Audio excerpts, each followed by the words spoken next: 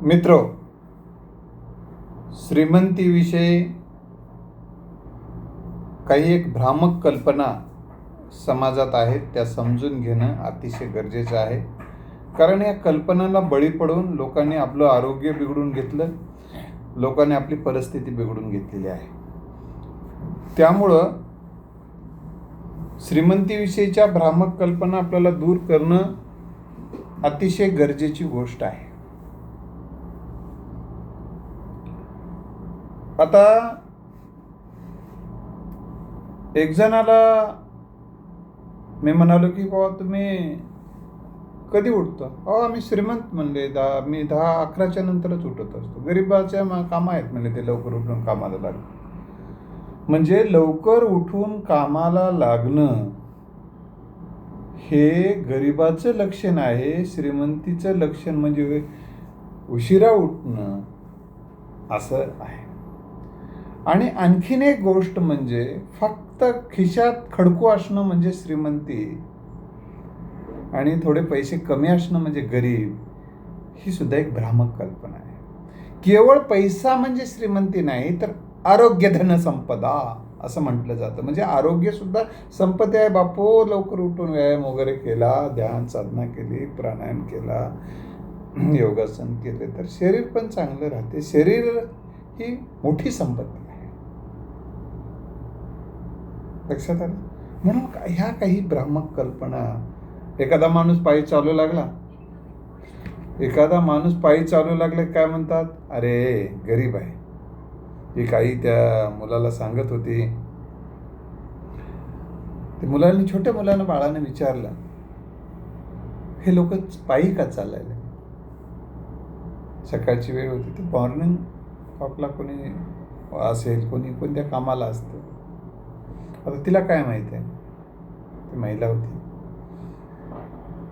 की ती म्हणाली की गरीबाला गाड्या मिळत नाहीत बापू, त्यामुळं ते पायी चालतात. म्हणजे पायी चालणं म्हणजे गरिबी,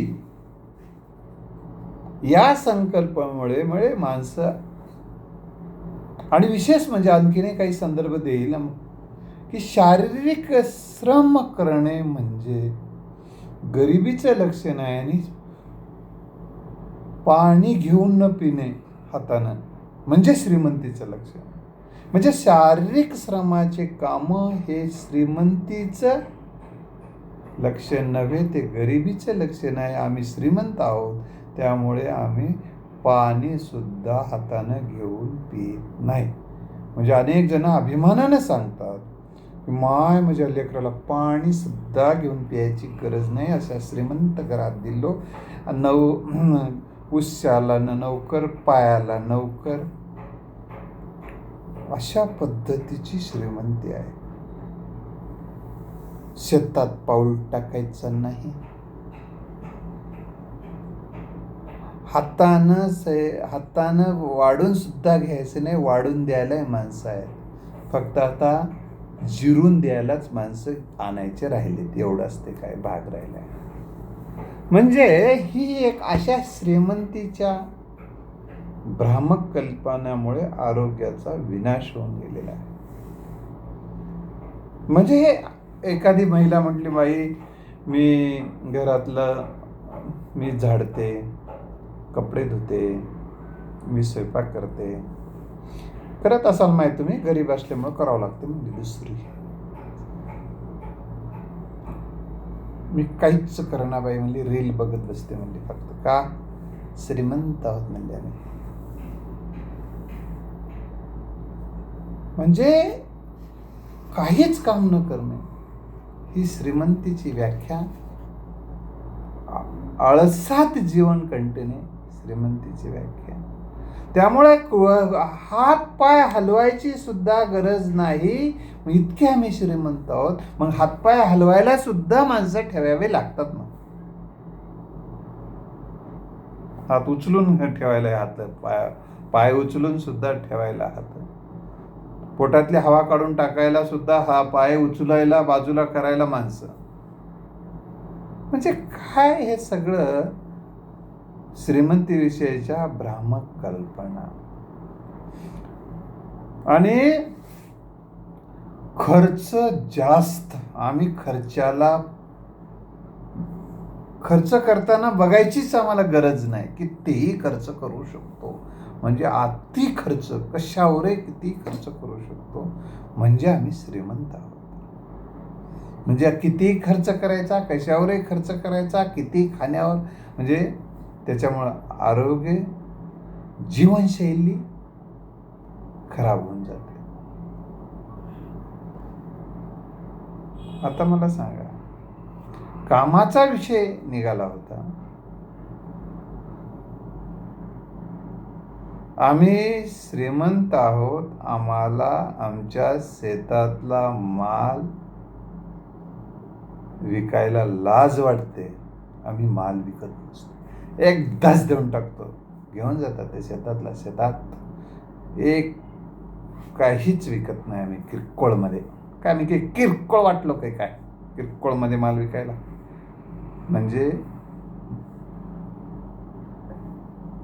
स्वस्त गेला असं, मग थोडं स्वस्त जाते, जाऊ दे, आम्हाला काही कमी नाही. म्हणजे यानं वर्षभर पिकवण्यासाठी जे काही परिश्रम घेतले, म्हणजे जो काही खर्च केला त्या शेतामध्ये, ते चालतं. मी शेतीविषयी सांगतो. ते शेतीतले बरेच जण, त्यांची शेतामध्ये काम करणारे माणसं सुद्धा विकायला लाज वाटते त्यांना. आणि मग सगळं शेतातला खर्च, सगळा नोकरांचा खर्च, हे सगळं मिळून जे निव्वळ नफा जे हातात पडतो जितका, त्या बरोबरीचे बागवानं बऱ्याचदा नफा कमवून जातात त्याच्या मालावर.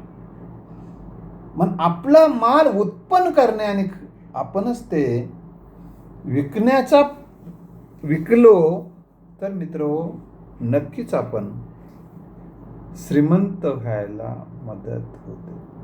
आणि पिकवायला आपल्याला लाज वाटत नसेल तर आपण विकायला लाज वाटता कामा नये. कारण बऱ्याच जणांच्या ह्या भ्रामक कल्पने कुठे, अरे एखादं विकू लागलं ना गावामध्ये, काही नाव घातलं बा घराचं, तिंग वांगे मिरच्या म्हणून विकत फिरायलास, काय तुझे आजोबा, असं सगळं देऊन टाकायचं तिकडेच. तू विकायला होय, बरं दिसते होय आपल्याला ते, अशा पद्धतीने त्याला सांगतो. लक्षात ठेवलं पाहिजे, पिकवणाऱ्यापेक्षा विकणारे श्रीमंत आहेत. शेतकऱ्यापेक्षा शेतीवर दलाली करणारे व्यापारी, शेतीवर प्रक्रिया करणारे उद्योजक, हे लोक श्रीमंत आहेत.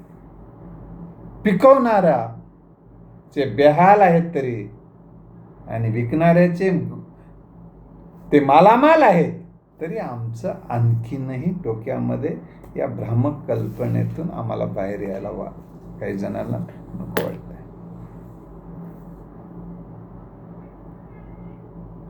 आता शेतीवर प्रक्रिया कोण करत बसतं? शेतीमालावर प्रक्रिया करायला कोणाला वेळ आहे? माल विकायला कोणाला वेळ आहे? अशा पद्धतीची कल्पना, आम्हाला वेळ नाही. अरे बाबा, हळद विकायला किती वेळ लागते आणि पिकवायला किती वेळ लागते? प्रक्रिया करून विकायला काही जास्त वेळ लागत नाही. आणि तुम्ही जर हळदीवर प्रक्रिया केली, हळदीच्या पुड्या केल्या, तुमचा स्वतःचा ब्रँड केला, तर तुमचं नाव लोक जगभर होऊ शकतो. आणि तो माल कच्च्या मालापेक्षा पक्का माल कितीतरी जास्त किमतीने जात असतो.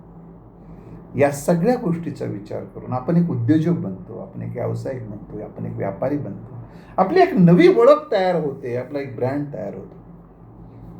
त्यामुळं ह्या भ्रामक कल्पनेतून बाहेर येणं अतिशय गरजेचं आहे. एक जण म्हणला, नशिबानं श्रीमंती मिळते आणि मागच्या जन्मीच्या पापामुळे गरिबीत जीवन जगावं लागतं. ह्या पाप पडण्याच्या नशिबाच्या कल्पना श्रीमंती आणि गरिबीविषयी जे लावल्या जातात ते अतिशय भ्रामक आहेत. नियोजनाचा अभाव असेल, पारंपरिक कर्ज असेल, किंवा व्यवसायाच्या नव्या संधीचा शोध न घेणं असेल, अशा वेगवेगळ्या कारणानं माणसं गरीब राहतात. कामात बदल न करता जगायचं. एखादा काही काही नोकर एवढे सुस्वभाव असतात, त्याला नोकरीतून तो काही जण दुसरा जर काही निर्णय घ्यायचा ठरवलं, कशाला पडायला देतो की अजून 2-4 हजार वाढवून, त्याला नोकर म्हणूनच ठेवतात. म्हणजे तो कामात बदल केला नाही तर उत्पन्नात बदल होणार नाही, आणि उत्पन्नात बदल झाला नाही तर श्रीमंती कशी येईल आपली, याचा विचार करायला पाहिजे. लक्षात आलं? श्रीमंतीविषयी आणखीन काही भ्रामक कल्पना. टक्कल पडू लागलं की माणूस श्रीमंत होतो. अरे, टक्कल पडणं हे केसाचं आरोग्य खराब झाल्याचं, शरीराचं आरोग्य खराब होण्याचं एक लक्षण आहे. त्याचा श्रीमंतीशी आणि गरिबीशी काही संबंध नाही. आणि काही जणाला असं वाटतं की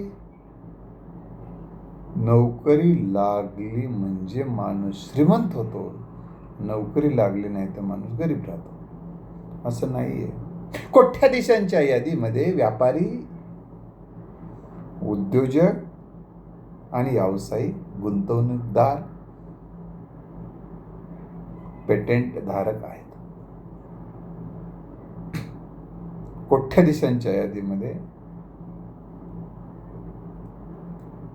0 कुठंतरी एखादा टक्का असतील नोकरदार. ही वस्तुस्थिती आहे. त्यामुळे नोकरी म्हणजे श्रीमंती या भ्रामक कल्पनेपोटी बऱ्याच जणांचा नोकरीमध्ये भ्रमनिरास झालेला आहे, आणि 90% जास्त लोक गाडीचं कर्ज, घराचं कर्ज, वेगवेगळ्या घरात कर्जाच्या हप्त्यात फेडण्यामध्ये परेशान. इन्कम टॅक्स 30%, कोणाला 20%. म्हणजे हे सगळं कटून त्याच्या हातात काय गांजा येते एकदम तपासलं पाहिजे. तर त्याच्यामुळं पैसा असणे म्हणजे श्रीमंती, नोकरी असणे म्हणजे श्रीमंती, बाकी काही नाही असं जे वाटतं ते चुकीचं आहे. पैसा म्हणजे श्रीमंती नाही, पण दुसरे श्रीमंती आहे ना. आरोग्य म्हणजे श्रीमंती आहे. उत्तम ज्याच्याकडे ज्ञान आहे, नॉलेज इज पॉवर, नॉलेज ही संपत्ती आहे. समाधान ही संपत्ती आहे. मानसिक स्वास्थ्य ही संपत्ती आहे. उत्तम कौशल्य आपल्याकडे असणं संपत्ती आहे. उत्तम क्षमता असणं आपल्याकडे संपत्ती आहे. ही देखील एक संपत्ती आहे. लक्षात आलं? तर या श्रीमंतीविषयीच्या काही भ्रामक कल्पनातून आपण बाहेर येणं अतिशय गरजेची गोष्ट आहे.